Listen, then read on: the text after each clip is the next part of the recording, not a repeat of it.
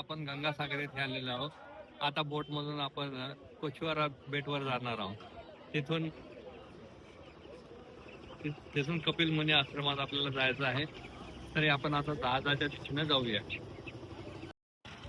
आता जहाजाकडे आपण जाऊन राहिलेलो आहोत.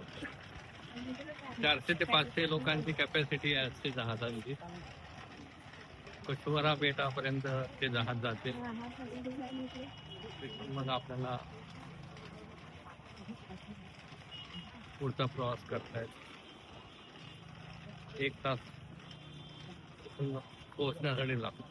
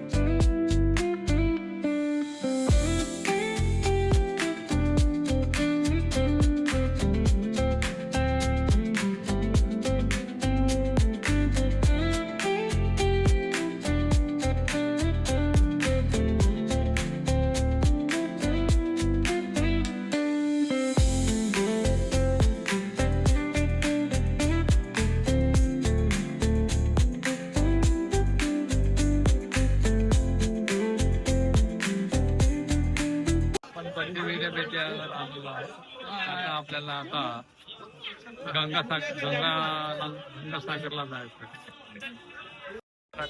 आता बस स्टँडवरून आपण गंगेला जाणार आहोत. गंगा स्नानाकरता जाणार आहोत. तिथून कपिल मुनीच्या आश्रमात आपण दर्शनासाठी जाणार आहोत. तरी आता आपण बेटवर गंगासागरच्या काठावर आलेलो आहोत. आता गंगेमध्ये आपण स्नान करणार आहोत आणि स्नान केल्यानंतर 1 तासाने लगेच आपण परत जाणार आहोत. इथं आपल्याला